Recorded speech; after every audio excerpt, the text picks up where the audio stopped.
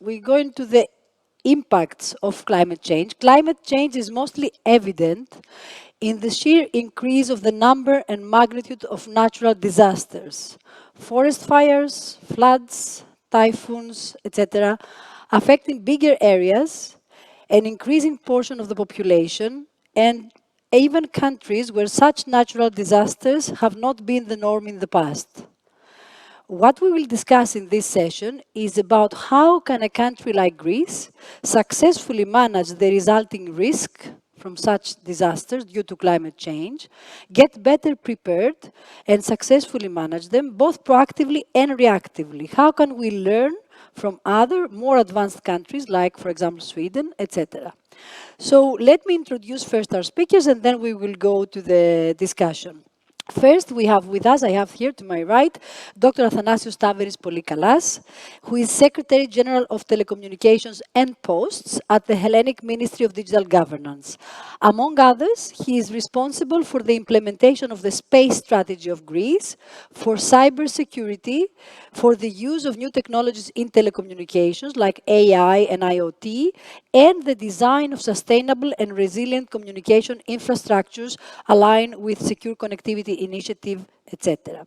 Dr. Staveris has a substantial experience in research as well as in large-scale ICT projects in the private sector. Welcome. Thank you for coming here. The second speaker we have is going to be online. He is Nicholas Spängberg. He is Business Development Director of Mission Critical Networks at Ericsson.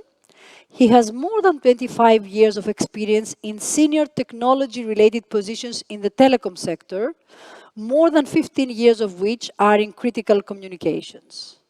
His key focus is how to facilitate the transition from today's narrowband mission-critical communication networks with limited capabilities to the next generation of LTE 5G broadband networks, which offer endless possibilities and applications to better serve civil protection and similar agencies' needs now and in the future. So welcome, Mr. Spängberg.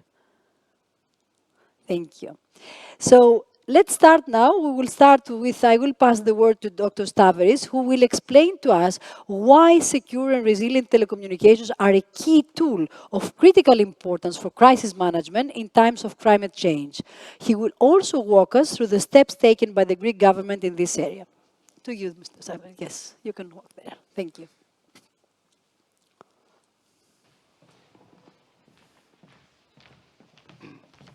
Okay, good afternoon, ladies and gentlemen. First of all, I would like to apologize because, unfortunately, due to my position, I have to be somewhat political, but not too much.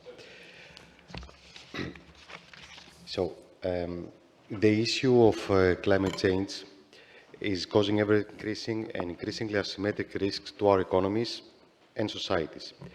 The need for citizens, researchers, companies, governments to understand, address, and adapt to the ground challenge of climate change is imperative. To the central question of what human activities lead to climate change and which are affected by it, the answer seems to be almost all, if not all of them. Today, with the technology available, there does not seem to be a product or service consumed by our societies with zero greenhouse emissions. The unprecedented events that our societies have been facing in the most obvious way in recent years requires unprecedented solutions with the short-term aim of taking appropriate measures to safeguard human life and property, the immediate relief of those affected, and the mid-term, the undertaking of initiatives to reverse the phenomenon of climate change. Needs on a different scale, depending on the phenomenon and the risk to people, require different solutions each time. The actions taken aim to combat both the causes and impacts of climate change with appropriate response measures. I want to be clear. There are no immediate solutions to prevent phenomena. So the only possible solution in the short term is to prevent, minimize the consequences, and immediately relieve those affected by extreme events caused by climate change. On the other hand, there is no policy to reverse the effects of climate change without measures to address both the cause and the consequences. As far as the causes are concerned, I will make a brief inventory of the main actions of Greece in recent years. The country, in the field of combating climate change, actively participates in the global effort, has significantly reduced greenhouse gas emissions, and further increasing penetration of renewable energy sources, having already arrived, according to Eurostat, at a 21% share of energy from renewable sources. This is in 2020. In 2021, the estimate is that it exceeds 30%.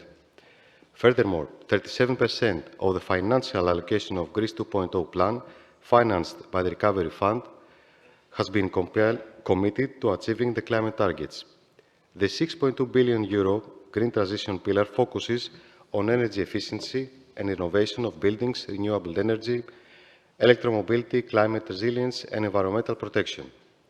In particular, the plan includes investments that are geographically distributed throughout Greece, such as upgrades to the electricity distribution network, green urban regeneration projects and energy upgrades of public sector buildings, reforestation, biodiversity protection, wastewater management and treatment infrastructure, and many others.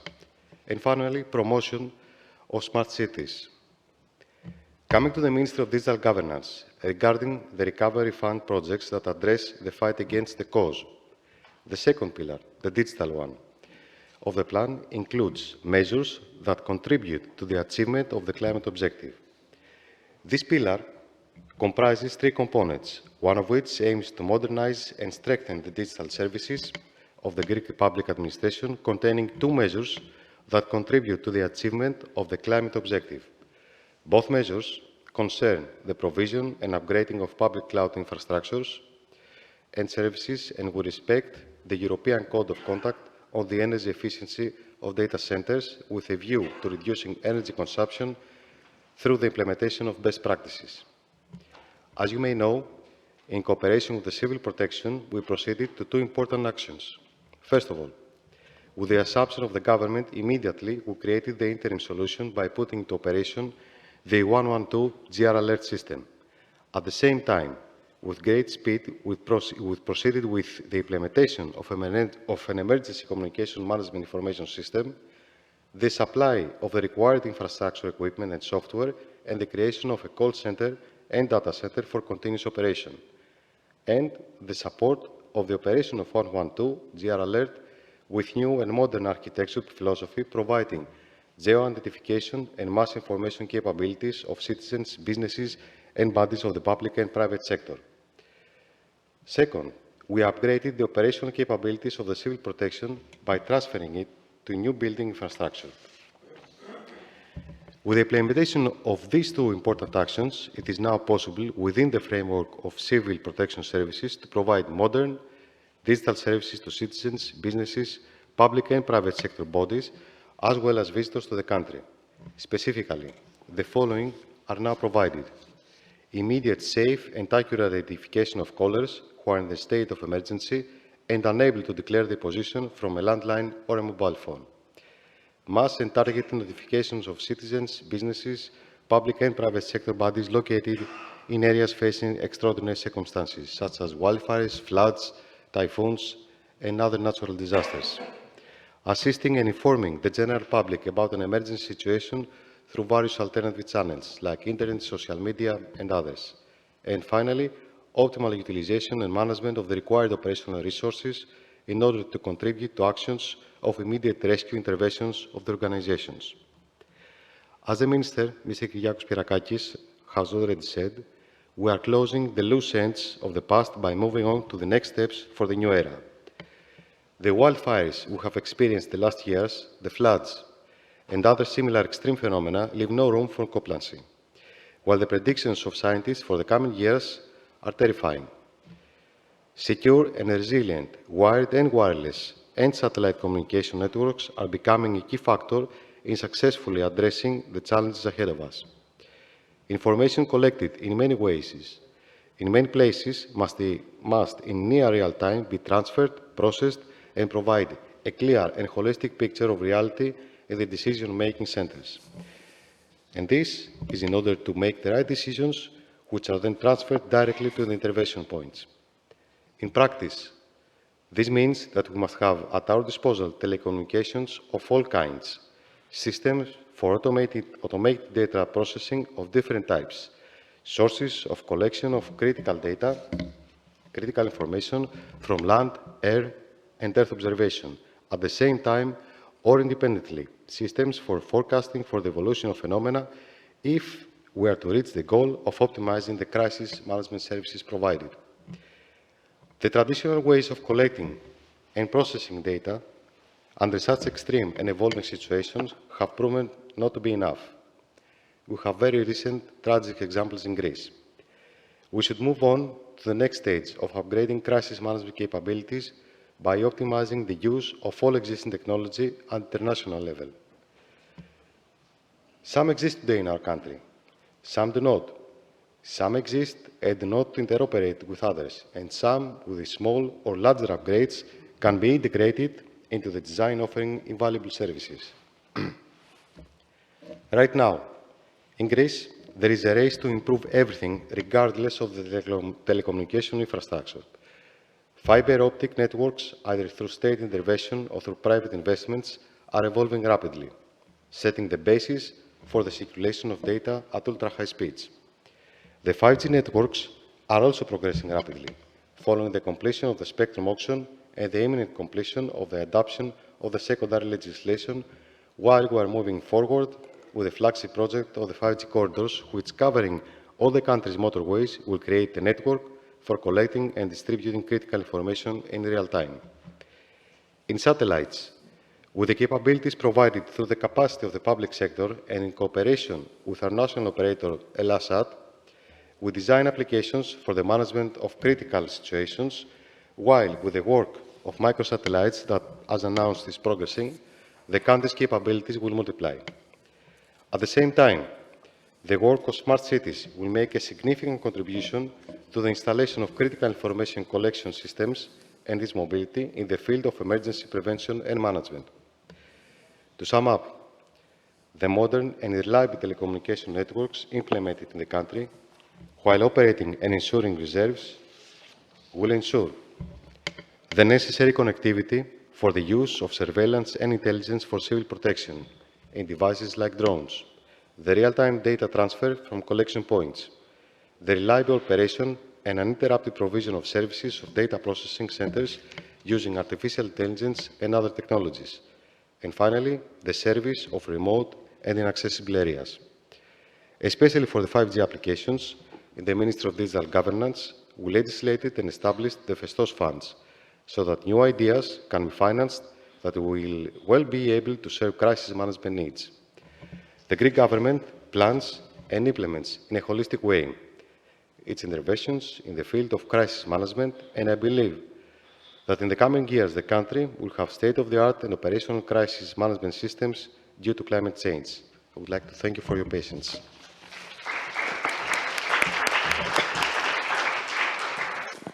Thank you, Dr. Staveris. You really gave us a comprehensive view of both of what has been done so far, where do we stand with regards to civil protection and the critical importance of communications for facing the consequences, the harsh consequences of climate change. Let's see now, let's move on to our other speaker, Mr. Niklas Spängberg, and he's going to talk to us, he was going to explain to us why advanced wireless broadband technologies such as LTE and 5G that you mentioned already are of critical importance for the provision of emergency services to the public, like the ones that are being used by the fire brigade, the police and the ambulances during a major crisis. He will also outline a few real-life examples, and that's the most interesting, I think, and relevant use cases from Sweden, the US and Finland. So, Niklas, the floor is yours. Hello and good evening from Stockholm and Ericsson. Thank you for inviting me. I will start with mission critical communication with Ericsson. We are a unit working across all products. We are identifying use cases that we addressing with this critical communication. See what is needed to be enhanced within Ericsson product portfolio, could be within security, robustness, resilience, different areas that are key for critical communication. Then we work with 4 different verticals. I will just briefly introduce these 4 verticals. And the first one is public safety, which is the key topic of the presentation I will give today. Here we see that it's happening today. Many countries have ongoing projects how to complement existing LMR, being Tetrapol P25 systems, with a critical broadband overlay, and later on migrating to have one system for both broadband and voice communication. We have the utilities. Coming back to what's happening here is very important, going from a few energy sources to many. Many meaning that there are a number of solar cells, private house adding capacity to the grid. We have wind farms. So the number of sources of energy is increasing for every day, and the complexity of managing the grid is increasing. And for this, 5G can contribute by low latency, wireless connection, connecting the information for a management grid to take the decision how to control this grid. It also plays a role in the workforce. We have seen in many countries, last I saw it from Florida, utility companies have deployed 900 drones for inspections of the grid after storms, becoming more efficient. The workers, the security, safety of the workforce, having more efficient tools to deal with different disaster scenarios. So this is something that we see already happening, quite mature. In Europe, it's a little bit experimenting. In US, we see real implementation happening right now. The rail sector, today we have signaling systems for the rails called GSMR.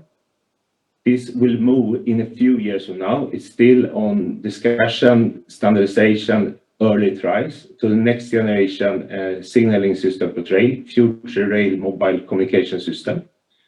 What we see happening right now is this train system, which have a different signaling system, moving a bit slower today, mainly based on Wi-Fi, moving to LTE. We also see increased demand of communication for a passenger, want to be connected while they're traveling in train, don't want to be offline, so to say.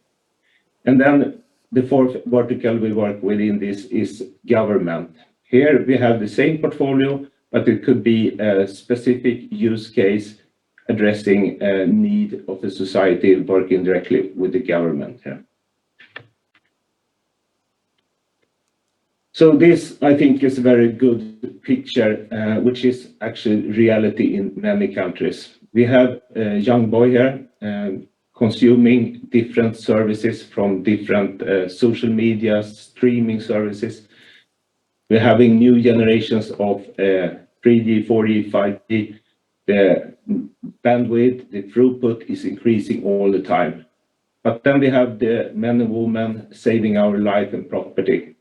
They have great systems for voice communication today, delivering critical voice, but they still have very limited data. It's only few with this kind of LMR systems. And to become more effective, they need critical broadband to enable new ways of working as a toolbox for them. Of course, already today, we see that within public safety, taking police as an example, because today they're already using broadband. Taking an example from the Swedish police, a number of years ago, they bought 10,000 iPhones, have the best effort mobile broadband from the operator, allowing them to use databases. Give an example, before introduction of this best effort broadband, if you got caught for speeding, hope you don't, but anyway, they made a callback request to the control room, asking them to check your driving license, driving plate, and all of this. Today, they can do it directly while they're standing on the road, becoming more efficient. But this is easy win with best effort. It doesn't matter if they don't have the connection. But if you're introducing tools that is meaning of life and death, then you need a critical broadband connection, which always will provide the services for you. So you can really trust that you can use these tools for your work in saving life and property. And this is, as I said, ongoing in many countries. In Sweden right now, MSB, the Civil Crisis Management Bureau, they have a TETRA system. They have started, they got a task from the Swedish government to explore the next generation, starting with the critical broadband overlay. We later on have an example of Finland have already started this journey, and a lot of other countries in Europe starting, as I said, with this critical broadband overlay. I will not drill down in the different use cases. And in the end, it's important we provide the connectivity, the critical connectivity, and we see already with 4G, we can provide broadband with the defined quality of service, high security, possibility to connect a lot of sensors. Later on, moving to 5G, it will be low latency, ultra low latency. We will have a different way to have even more critical sensors. But and you can see a number of different use cases that we see as a possible scenarios. But the important here is that this connectivity will bring services that should support men and women working. So this is a tool and support, not the primary that they should have a lot of advanced applications. Every application, every solution that we bring should make their work more efficient. They should have better security, better safety, treat people with more efficiency, and so on. That is the key for all scenarios, I would say. And I will show a simulation or animation here of a wildfire seminar. And in this case, we can say that we have operators providing very good coverage. Often when they move into this critical broadband, they make an analysis if they need to enhance this coverage to extend in some certain areas of the country. But in all cases, there will always be part of any countries where you will not have coverage. So the usage of system on wheels, as we call it, you have a deployable, which actually you can bring the coverage to a certain area. And in this animation that you will see that it simulates a fire. We will have the fire trucks that bring the coverage and use this coverage on for fighting. So I will start the simulation here.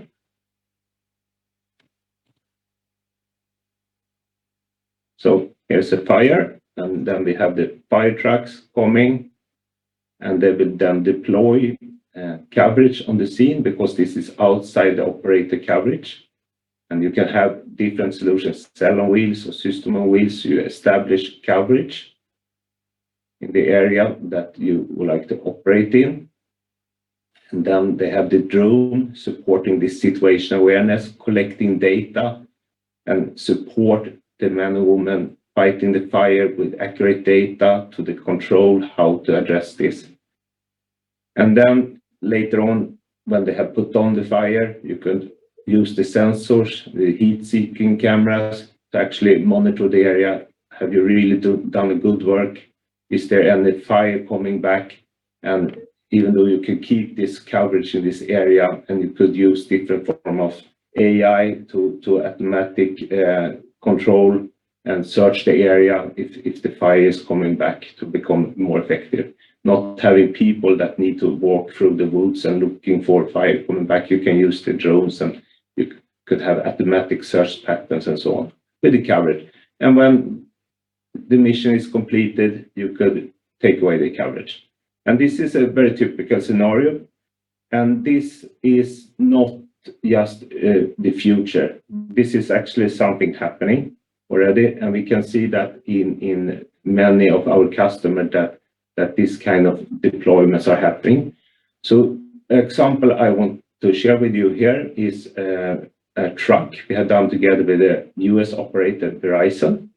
It's Ericsson hardware and software inside. It's actually this system on wheels that was displayed in the animation that you can bring to any site and establish coverage, and then secure that you have critical communication during any operation. So I will play a little bit YouTube. It's a 1.5 minute and get an introduction of this.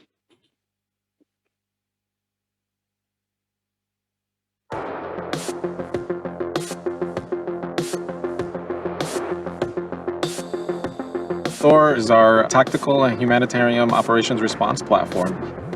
First responders react to situations where sometimes networks may be wiped out. What Thor does is it comes in, and regardless of what the devastation could be in a particular area, a vehicle like this can set up coverage and provide the necessary needs for first responders until the infrastructure gets brought back up.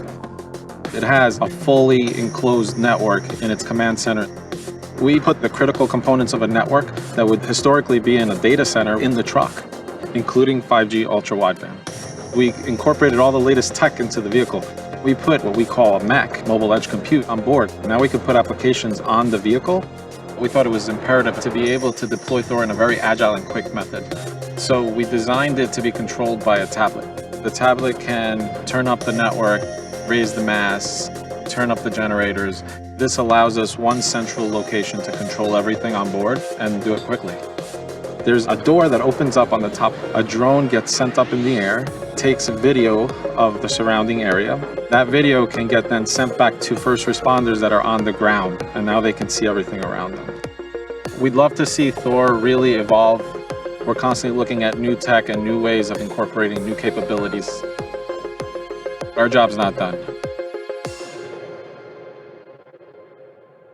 This Thor was one example happening in US. We see similar solutions are built in Europe.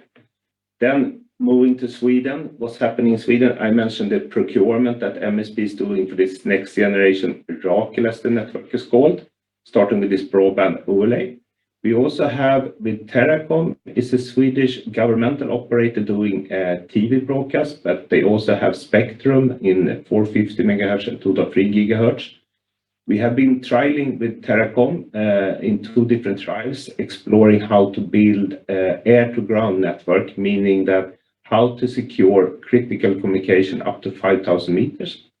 And looking at existing TETRA networks, this is often not maybe to this altitude of 5,000, but anyway, they have the possibility from slow flying aircrafts and helicopters to do group communication already today. That's an important way of the way of working. So of course, when they move into critical broadband, they also want to make sure that they have this broadband capabilities up in the air. So this is actually built today, is rolling out, will cover 96% of Sweden's geographical area, and will allow then aircrafts, slow flying aircrafts, and helicopters and drones to be connected. And the next step of this, which we see happening all over the world, and this is not just for public safety, it will happen, I mean, thinking of the delivering of package and all of this, but for our part, the digital airspace, it's many different areas, but short we can say it, how to fly drones beyond line of sight, control them from the 5G networks or LTE network to start with actually, and fulfill the regulations, because there are a lot of regulations when it comes to flying drones beyond line of sight. And this is controlled by centralized bodies in Europe, how these regulations should look like, and different countries have a little bit different speed and approach, but there is a roadmap. And the important part is that we have technology, we have connectivity that could support this flying of drones. I met the Swedish police just a few weeks ago. They have today 300 drones, and next year they will have 600 drones, I think, to make situational awareness and other missions with. And the cost to fly drones compared to a helicopter, of course, it's much less. And in the future, when you can have advanced and maybe many drones searching for people, missing people and other things with heat cameras and searching big areas, very effective. So it's endless possibilities with drones, as we all know, and they become more and more important. But of course, the safety, drone can fall down, people on the ground and all of this. So there are a lot of regulations. And that's part of the digital airspace program that we're working with. My last slide, few references. As mentioned, I will not go down to exact technology, but what is bring. We have FirstNet is a public safety network with AT&T, AT&T being an operator in US, providing critical communication for the first responders. We also have in US Southern Wireless, which is an energy company that doing this journey with the grid and also providing communication for the workers, I mean push-to-talk communication. They also sell this kind of services to other companies that need this type of communication, group communication services. Then in Finland, as I mentioned, they are a little bit ahead of Sweden. Already almost 2 years ago, they started the journey by procuring a dedicated or government-controlled network, and that is the data centers with the software, you can say, that they procured, and then they using an operator access network, mean the infrastructure that you can see out in the terrain, the masts and antennas and all of that. So they cooperate with the operator on that part, and then they have one part in the government because they want to make sure that they have the control. And I can see that in Sweden, a little bit following the same pattern, that it will be the data center part will be controlled by MSP, being part of the government. So this was my last slide. Thank you. Thank you, Niklas. Very interesting. I think you gave us a lot of food for thought. I mean, the system on a wheel, air, ground, air with drones flying beyond line of sight. Then the setup that we have in AT&T and FirstNet, and on the other hand in Finland. I think a lot of valuable information for us that we are trying to set up this.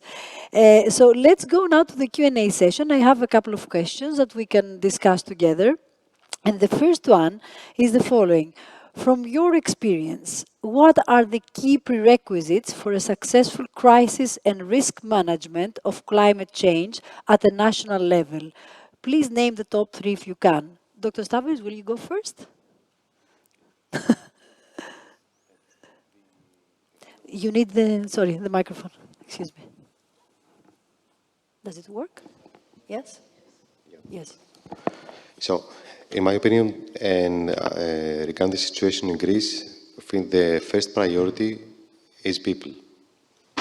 We need to invest in changing the culture of people understanding, believing that climate change is not something that's going to happen in the next 10, 20 or 50 years. It's here.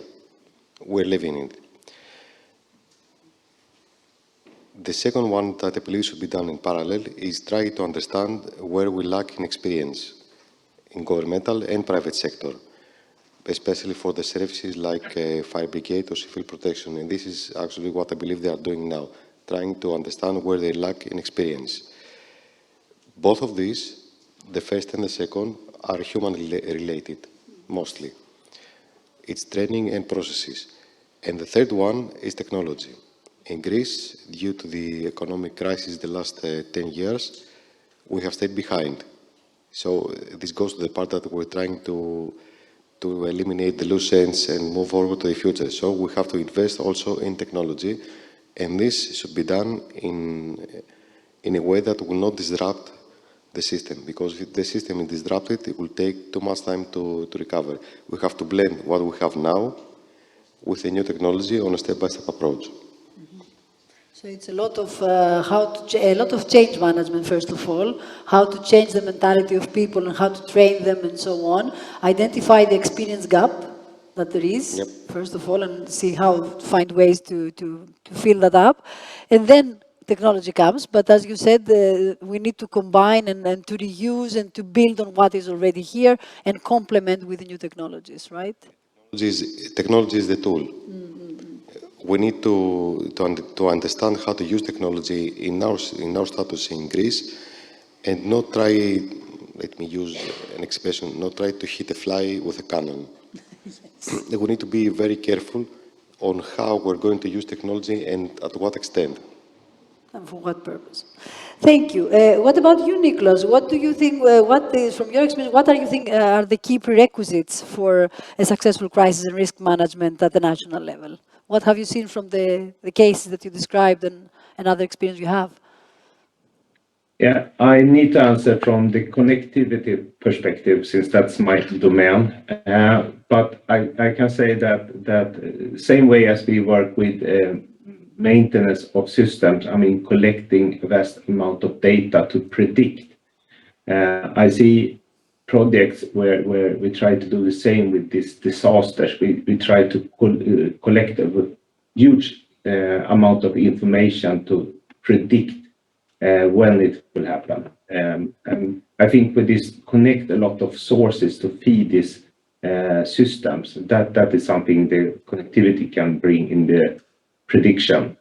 When disaster do happen, then it's coming back to a little bit what I presented. I mean, efficient tools supporting the men and women that do this work to protect the society. And the last thing, as always with this kind of system, they should be part of the daily work. I mean, they should not be something you bring when this disaster actually happens. They should be part of the everyday work and incorporated in everyday processes. Great. Thank you for that. Thank you for offering your view, Nicholas. Let's move on to the next question. And Nicholas, I address it to you first. What are the lessons learned so far with regards to successfully managing natural disasters from a technology point of view? And is there something missing, or was there something missing so far? I think it was a great word just for a few seconds ago. Don't try to hit the fly with a cannon. We tend to look at super big solutions, but I think starting and stepwise approach, and same as when we speak to replace the existing legacy systems, but don't start with replace something that you have today. Complement with next generation and let that be part of the daily operation, adding value. So I think my message is start and discover and let the added value guide you, I would say. So I think what you mentioned, I mean, take a stepwise approach. Do not just, jump up to the new technology and so on. It fits very well to what you said just a moment ago. Are there any lessons learned from your side, Dr. Staveris, with regard to how to successfully manage natural disasters? Anything that you would like to add or share? Any thoughts? Regarding the actual aspect of civil protection, I am not the correct person to answer to this question. Regarding the telecommunications part, and speaking only from my point of view, due to the position,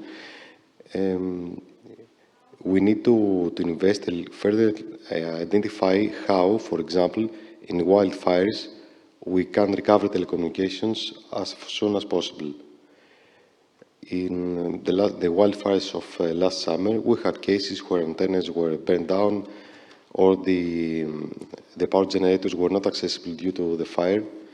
So we saw minor problems in telecommunications that we needed to be better coordinated, not only the government part, but also the private sector.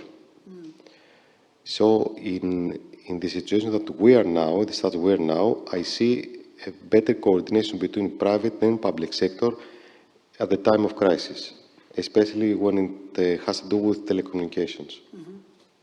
So it's not enough, yes, because you need to collaborate with the players who have the sites and so on, so to be able to act together and restore wherever it's needed and so on, and find solutions. Exactly, and even though there is a will from private sector during the crisis, we had a very good cooperation, but it was not established as a procedure anywhere.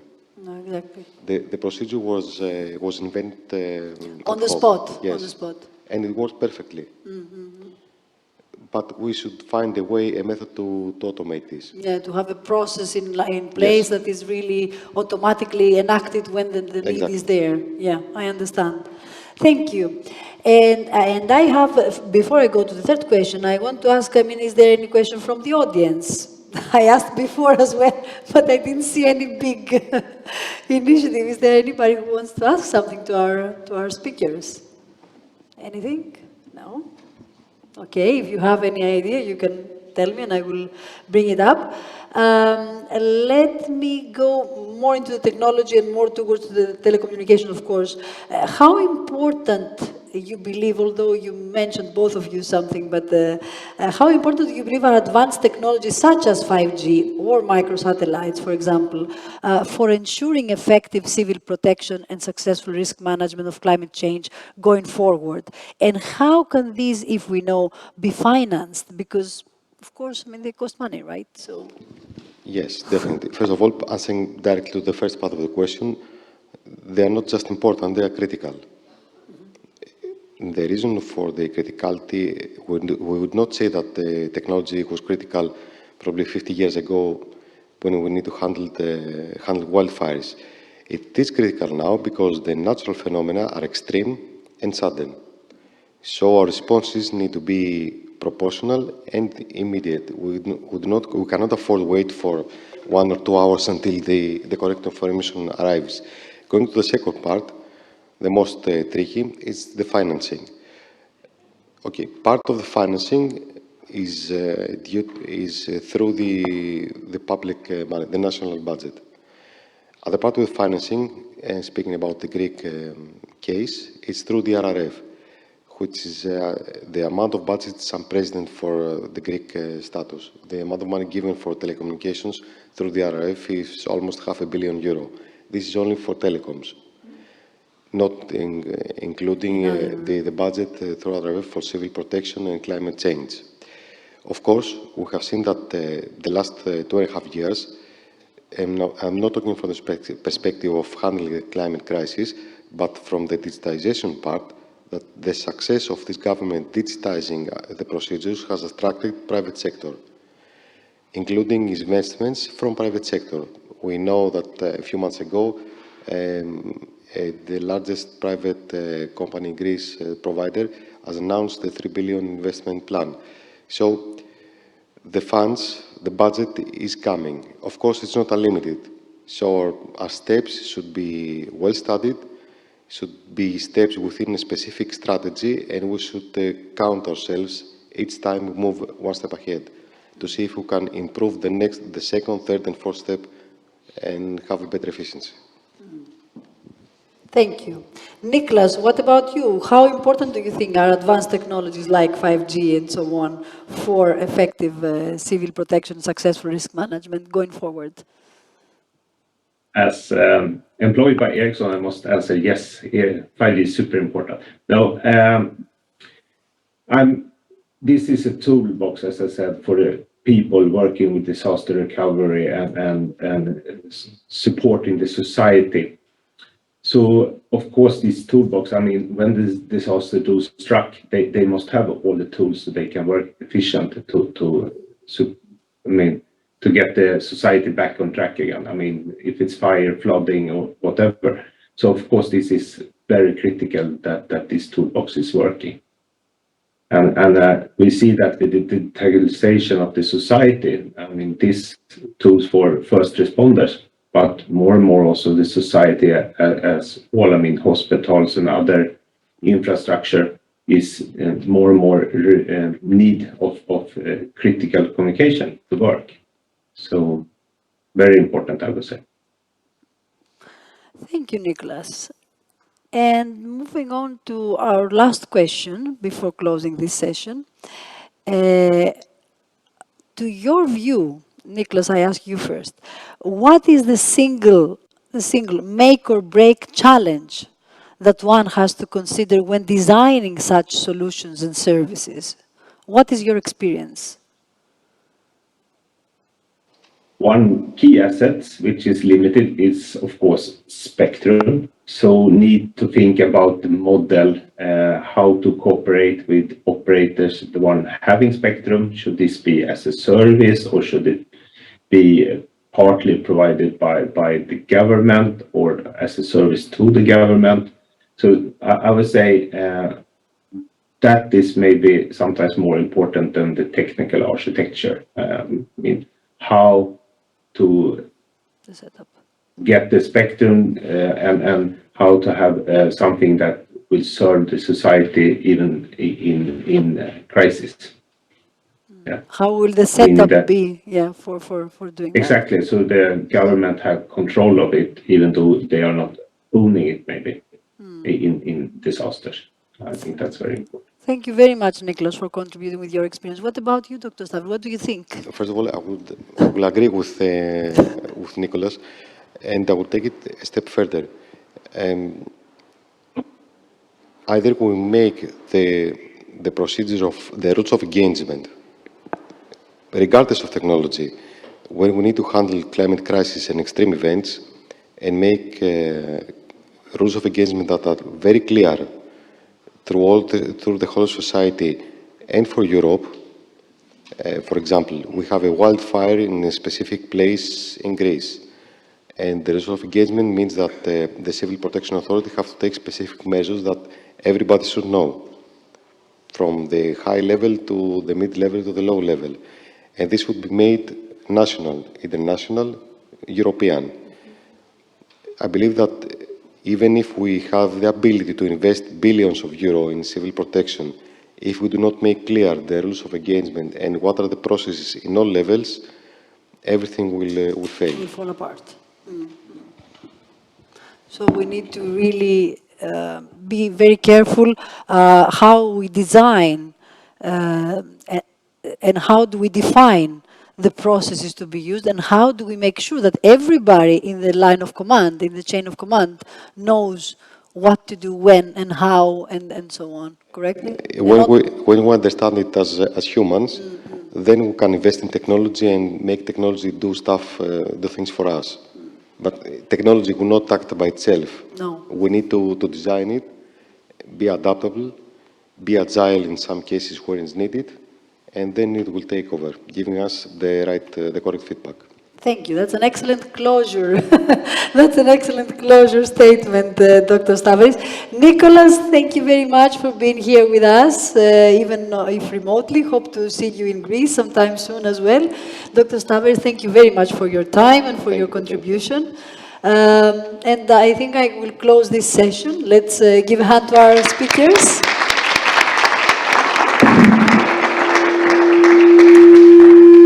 And I think now I can call Ms. Patsiopoulos here to do a wrap-up.